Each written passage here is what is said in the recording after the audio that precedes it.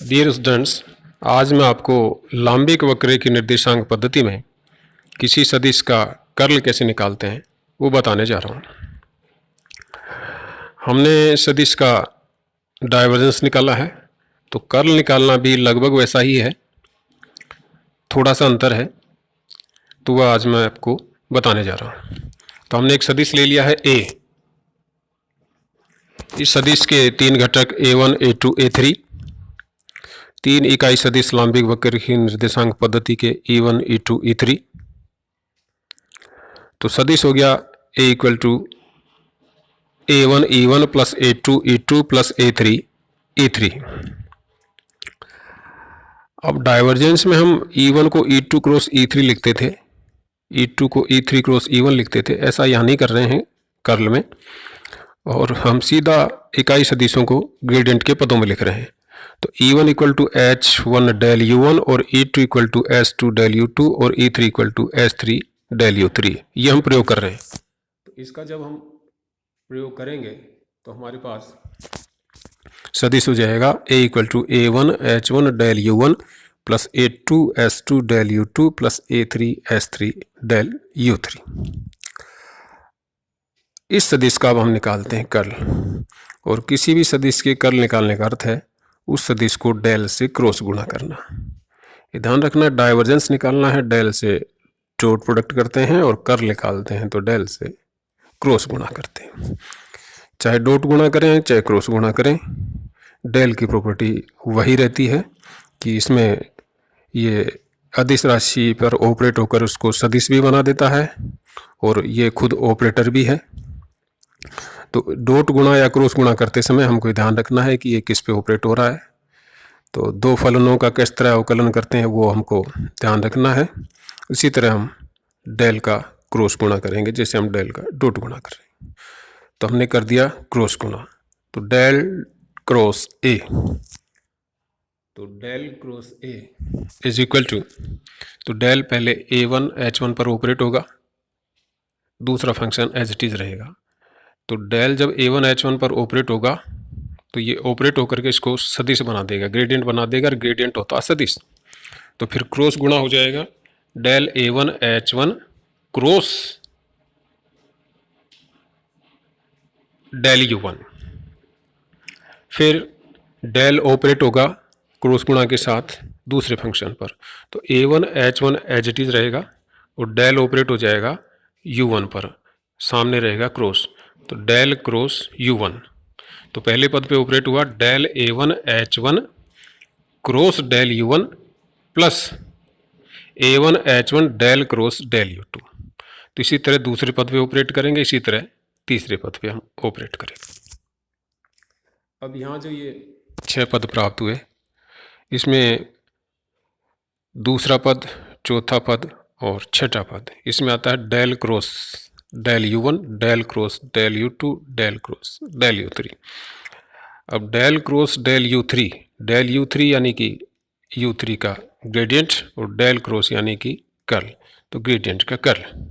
और हमको पता है कि किसी भी ग्रेडियंट का कर्ल निकालें तो वो शून्य होता है।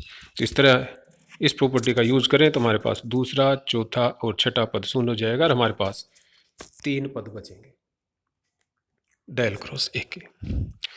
अब तीनों पद सिमिलर हैं, तो इसमें हम पहला पद ले लेते हैं और पहले पद का मान निकाल लेते हैं, और उसी अनुरूप दूसरे पद का मान लिख देंगे और तीसरे पद का मान लिख देंगे, कंबाइंड कर देंगे तो हमारे पास फाइनल डेल क्रॉस ए आ जाएगा। तो हमने ले लिया है पहला पद। तो पहला पद है डेल a1 h1 और क्रॉस डेल u1। तो डेल a1 h1 ये है a1 h1 का ग्रेडियंट, और हम a1 h1 का ग्रेडियंट लिख देते हैं ग्रेडियंट के ही पदों में, इकाई सदिशों के पदों में नहीं, ग्रेडियंट के ही पदों में। तो जो ग्रेडियंट होगा वो होगा delta a1 h1 upon delta u1 del u1 plus delta a1 h1 upon delta u2 del u2 plus delta a1 h1 upon delta u3 del u3, और बाहर क्रॉस गुणा है डेल u1 से। अब ये जो बाहर क्रॉस गुणा है डेल u1 से, ये अंदर तीनों पदों से मल्टीप्लाई होगा। तो चूंकि सदिश है तो सदिश से मल्टीप्लाई होगा, तो ये मल्टीप्लाई होगा डेल U1 से, डेल U2 से, डेल U3 से। अब जब डेल U1 अंदर डेल U1 से क्रॉस गुणा होगा तो शून्य होगा, क्योंकि दो सदिशों का, सेम सदिशों का क्रॉस गुणा शून्य होता है। तो पहला पद शून्य हो जाएगा, दूसरे पद में होगा del U2 cross del U1 और तीसरे पद में होगा del U3 cross del U1। तो हमारे पास ये क्रॉस गुणा करने के बाद ये मान आ गया। अब इतना हल करने के बाद हमारे पास ये जो del U1, del U2, del U3 जहाँ भी आ रहे हैं, इनके मान वापस इकाई सदिशों के रूप में रख देते हैं। तो इकाई सदिशों के रूप में रखेंगे तो del U1 equal to E1 upon H1, del U2 E2 upon S2 और del U3 equal to E3 upon S3। तो जब ये मान इसमें रखेंगे तो उस स्थिति में ये del U2 cross del U1, तो E2 upon S2 cross E1 upon H1, तो E2 upon S2 cross E1 upon H1, तो E2 क्रॉस E1 ये तो हो जाएगा minus E3 upon S2 H1। इसी तरह del U3 cross del U1, तो E3 upon S3 cross E1 upon H1 और E3 क्रॉस E1 ये हो जाएगा E2। तो IJK की तरह इसमें साइकिल का भी ध्यान रखना कि साइकिल में तो जो क्रॉस प्रोडक्ट होगा वो पॉजिटिव होगा और एंटी साइकिल में जो क्रॉस प्रोडक्ट होगा वो नेगेटिव होगा। तो इस तरह हमारे पास पहले पद का जो मान आया वो आ गया कि delta A1 H1 upon delta U2 minus E3 upon H1 S2 plus delta A1 H1 upon delta U3 plus E2 upon S3 H1। इसी तरह हम दूसरे पद का मान निकाल लेंगे और इसी तरह हम तीसरे पद का मान निकाल लेंगे। अब इन तीनों पदों के जो मान हैं वो हम कर्ल के फॉर्मूले में रख देंगे। तो कर्ल के फॉर्मूले में रख देंगे तो जो तीनों पदों के हमने जो मान निकाले हैं, इस तीनों पदों में एक चीज़ हमको ध्यान रखनी है कि तीनों पदों में हर पद में दो दो इकाई सदिश आते हैं। किसी में E1 E2, किसी में E2 E3, किसी में E3 E1। तो उन इकाई सदिशों में जो सिमिलर हैं उनको एक जगह रख लेते हैं। जैसे E1 के दो पद होंगे उनको एक साथ रख लेंगे, E2 के दो पद होंगे उनको एक साथ रख लेंगे, E3 के जो दो पद होंगे उनको एक साथ रख लेंगे। यहाँ एक चीज़ और भी आप ध्यान रख सकते हैं कि तीनों पदों को जब सोल्व करते हैं उसमें दो दो इकाई सदिश आते हैं और इस तरह 6 पद आएंगे, 6 इकाई सदिश होंगे। तो 6 इकाई सदिशों में ये ध्यान रखिएगा कि 2 E1 के होंगे, 2 E2 के होंगे और 2 E3 के होंगे। जो 2 E1 के पद होंगे उसमें एक पॉजिटिव होगा, एक नेगेटिव। इसी तरह E2 के जो दो पद होंगे उसमें एक पॉजिटिव और एक नेगेटिव, और E3 के भी जो दो पद होंगे उसमें एक पॉजिटिव होगा और एक नेगेटिव होगा। इन सबको हम E1 कैप के जो गुणांक एक साथ रख लेते हैं, E2 कैप के एक साथ रख लेते हैं और E3 कैप के एक साथ रख लेते हैं। तो E1 के साथ जो आ रहा है अपॉन H2 H3, E2 के साथ आ रहा है अपॉन H3 H1 और E3 के साथ आ रहा है अपॉन H1 S2। तो तीनों का हमने रख दिया तो हमारे पास ये किसी सदिश का कर्ल प्राप्त हो जाता है। अब अगर थोड़ी और सिमिलरिटी करना चाहें तो इन तीनों पदों में से 1 upon H1 S2 S3 common ले लेते हैं। तो जहाँ H1 नहीं है वहाँ ऊपर H1 से मल्टीप्लाई हो जाएगा, जहाँ S2 नहीं है वहाँ ऊपर S2 से मल्टीप्लाई हो जाएगा, जहाँ S3 नहीं है वहाँ ऊपर S3 से मल्टीप्लाई हो जाएगा। तो कंबाइंड हमने कॉमन ले लिया 1 अपॉन H1 S2 S3।